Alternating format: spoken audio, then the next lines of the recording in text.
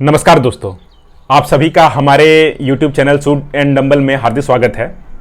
आज मैं आप लोगों को इस वीडियो में अपना आने वाला जो इवेंट है बेंगलुरु वर्ल्ड 10K का रेस जो है उसका मैं किस तरह से तैयारी कर रहा हूं उसके बारे में ये मैं वीडियो बना रहा हूं।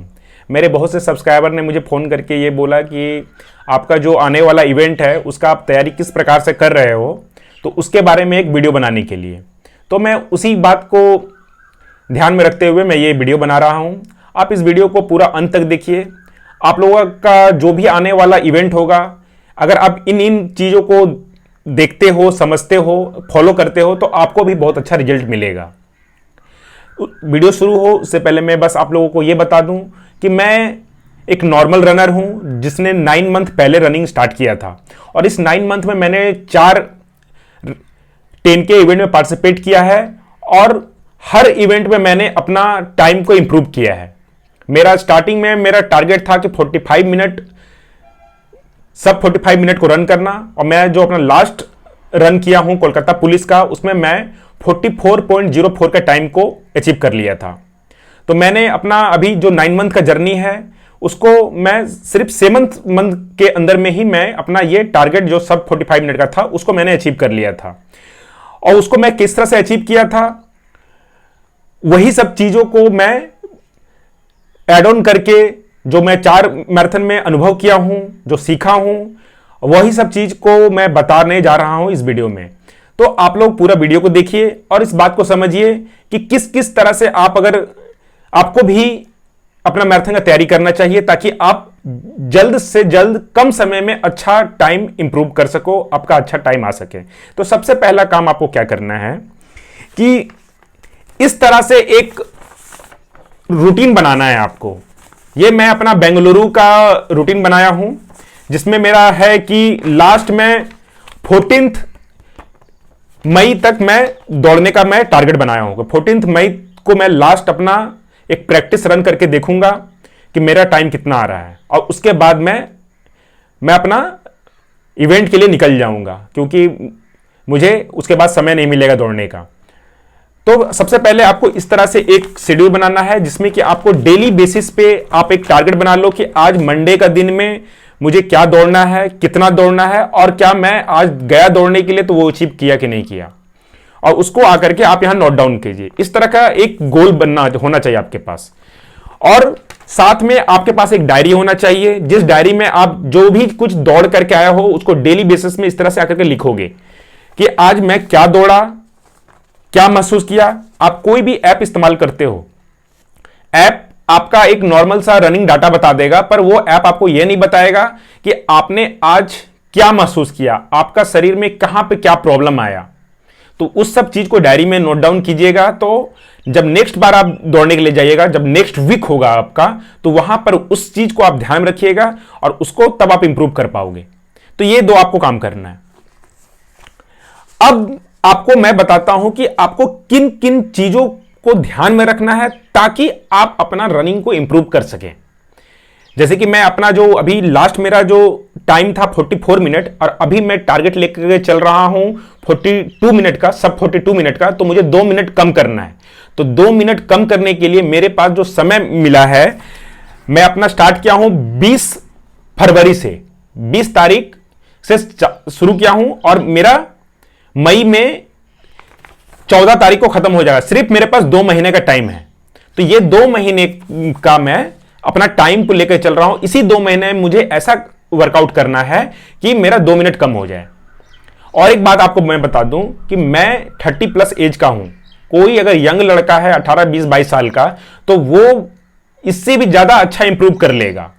पर इंप्रूव करने के लिए आपको इस तरह का डायरेक्शन पे जाना होगा, इस तरह का आपको ट्रेनिंग प्लान फॉलो करना पड़ेगा, तभी आप इंप्रूव कर पाओगे। तो आपको क्या करना है कि सबसे पहला काम, आपको हर एक दिन, वीक का 7 दिन आपको एक अलग तरह का रनिंग प्लान होना चाहिए आपके पास। ऐसा नहीं कि सोमवार से लेकर के रविवार तक, मंडे टू संडे आप सेम तरह का रनिंग कर रहे हो, डेली जा रहे हो 10 किलोमीटर 15 किलोमीटर दौड़ करके आ जा रहे हो। ऐसे करने से आपका जो टारगेट गोल है वो अचीव करने में बहुत लेट लग जाएगा, बहुत समय लगेगा। पर अगर आप डेली बेसिस में अलग अलग रखते हो, किसी दिन आप लॉन्ग रन रखते हो, किसी दिन इंटरवल रखते हो, रेपिटेशन रखते हो, ड्रिल एक्सरसाइज रखते हो, हर एक एक्सरसाइज का अपना इंपॉर्टेंस है। हर चीज के बारे में बोलने जाऊंगा तो बहुत लंबा हो जाएगा, पर आपको मोटा मोटी बात ध्यान रखिए कि आपको हर एक दिन, वीक का 7 दिन आपको अलग अलग तरह का एक्सरसाइज रखना है। जैसे मैं रखता हूं, मैं हर एक दिन का बना के रखा हूं और उसको नेक्स्ट वीक में क्या करता हूं कि इस वीक में मुझे जो भी टाइम आया उसको मैं 2, 4, 5 सेकेंड उसको इंप्रूव करने का नेक्स्ट वीक में ट्राई करता हूं। वो 2-2 सेकेंड आपका जो इंप्रूव होगा वो लास्ट में जाकर के आपका मिनट में कब बदल जाएगा आपको समझ में नहीं आएगा और आप अपना टारगेट गोल को अचीव कर लोगे। तो ये काम करना है। दूसरा, आप जो भी अपना लास्ट मैराथन दौड़ करके आया हो वहां से आपको कुछ ना कुछ सीखने के लिए मिला होगा। जैसे कि मैं अपना जब पहला मैराथन दौड़ने के लिए गया था उस समय मुझे यह सीखने के लिए मिला कि जब मैं फिनिश किया था लाइन तो 45 मिनट में मैं कंप्लीट तो कर लिया था, पर फिनिश करने के बाद में मुझे ब्रीदिंग इशू बहुत ज्यादा हो रहा था। मुझे बहुत लंबा लंबा सांस लेना पड़ रहा था, मैं बहुत ज्यादा थक गया था। उसका कारण यह था कि उस समय मेरा वेट बहुत ज्यादा था, उसमें मैं 75 केजी पे दौड़ा था और वजन ज्यादा होने के कारण मेरा हार्ट और लंग दोनों बहुत ही अनहेल्दी था, जिसके कारण मुझे यह समस्या हुई थी। तो मैं अब जो आज से 9 मंथ पहले जो मैं अपना रनिंग स्टार्ट किया था उस समय से लेकर अभी तक मैं अपना वेट पे थोड़ा थोड़ा करके काम कर रहा हूं और आज मैं 60 केजी के अंदर हूं। मैंने हेल्दी वे में अपना 15 केजी को कम किया है। उसके कारण अब क्या होता है कि मैं जब रनिंग अपना मैराथन जब कंप्लीट करता हूं, रेस कंप्लीट करता हूं, तो मैं इस तरह का मुझे प्रॉब्लम नहीं आता है, बहुत हैवी ब्रीदिंग नहीं मुझे करना पड़ता है जैसे मैं पहला इवेंट भी किया था। तो ये चीज आपको करना है। तो यहां पे आपको एक चीज सीखने के लिए मिला कि आपको अपना वेट पे काम करना है। अगर आपका ज्यादा वेट है तो आपको अपना वेट को थोड़ा थोड़ा कम करना है। जैसे ही आपका वेट कम होगा आपका स्पीड बढ़ेगा और स्पीड बढ़ेगा तो आपका टाइम ऑटोमेटिकली कम हो जाएगा। दूसरा, जब आप मैराथन में दौड़ोगे तो आपको समझ में यह आएगा कि आपका अलग अलग बॉडी पार्ट में पेन होगा, अलग अलग जगह में कोई जगह में दर्द करेगा। कभी आपका शोल्डर में हो सकता है, नेक में हो सकता है, कमर में हो सकता है, नी में हो सकता है, काफ मसल, थाई मसल, कहीं पर भी हो सकता है। तो आपको वो चीज को नोट डाउन करना है, समझना है कि आपको एक तरह से आपका बॉडी सिग्नल कर रहा है कि आपका ये बॉडी पार्ट कमजोर है, आपको इस पर काम करना है। तो मैं अपना जब लास्ट मैराथन दौड़ के आया तो मुझे समझ में आया कि मुझे थोड़ा सा अपना लेग में काम करना है।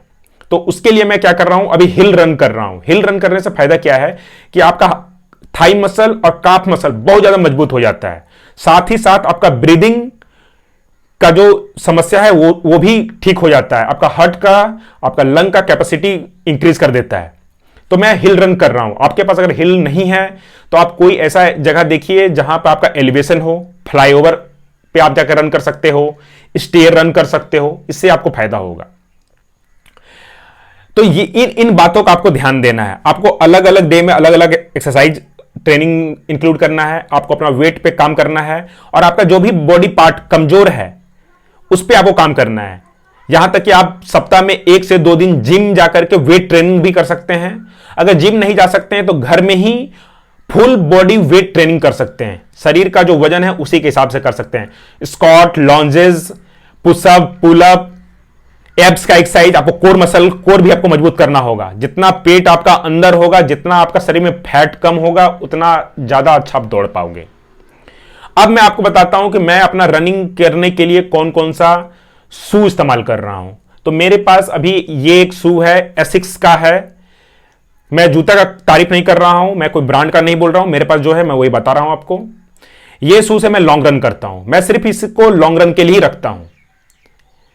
तो आपके पास जो भी शू है आपको उसको इस्तेमाल कर सकते हैं। अगर आपके पास अगर अलग से कोई शू है तो आप कोई शू को आप अलग से साइड में रख लीजिए और उसको उसी पर्पस के लिए इस्तेमाल कीजिए। आपको बहुत बेनिफिट होगा इससे। उससे क्या होता है, जूता का लाइफ भी बढ़ता है और आपका जो ट्रेनिंग है उसमें भी इंप्रूवमेंट बहुत करता है। और एक बात, जब आप रनिंग करोगे तो आपको वीक बाइज वीक आपको अपना माइलेज में भी काम करना है। माइलेज करने का मतलब है कि अगर आप एक वीक में आप 50 किलोमीटर दौड़े हो तो ट्राई कीजिए कि नेक्स्ट वीक में उससे थोड़ा सा ज्यादा दौड़ने का, 55 to 60 किलोमीटर दौड़ने का।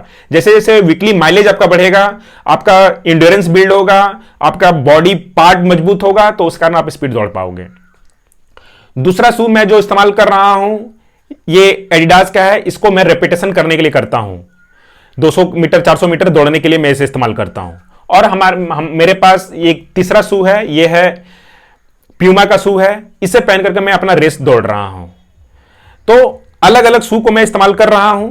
मुझे बोला गया था मेरे सब्सक्राइबर के द्वारा कि सर जो भी चीज आप इस्तेमाल करते हो सब कुछ क्लियर कट बताइएगा, तो इसलिए मैं सब कुछ बता रहा हूं। इसके अलावा खाने में मैं एकदम क्लीन खाना खा रहा हूं। पिछले 9 मंथ से मैं ऐसे भी बाहर का खाना नहीं खाता हूं, पर घर में भी अब मैं जितना भी तला भुना जो आइटम होता है, कभी कुछ ऐसा बन गया, पूड़ी पकौड़ी बन गया, तो वो सब चीज को मैं अभी कट कर दिया हूं अपना इवेंट तक कम से कम। उसके बाद मैं घर का मैं खाना खा सकता हूं, मैं बाहर का खाता नहीं हूं।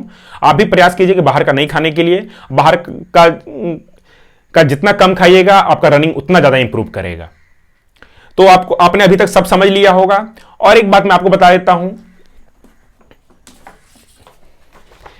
ये मेरा बिब है टाटा स्टील 25K का, कोलकाता में जो इवेंट हुआ था उसमें देखिए यहां पे मुझे सेक्शन डी मिला था, सेक्शन डी। तो अब मैं बेंगलुरु में जो जा रहा हूं वहां मुझे सेक्शन ए मिल गया है। मैं सिर्फ 9 मंथ अभी तक मुझे रनिंग करते हुआ है, और ये चीज मैं 7 मंथ के अंदर अंदर में मैं अपना कंप्लीट कर लिया हूं। मुझे सेक्शन डी से सेक्शन में ए में आ गया हूं। अब कहने का मतलब है कि मैं अब लाइन में आगे में मुझे खड़ा होने का भी मौका मिलेगा। तो मैं आप इस बात को इसलिए बता रहा हूं कि अगर आप सही तरीके से तैयारी करते हो तो आप बहुत कम समय में आप बहुत आगे चले जाओगे।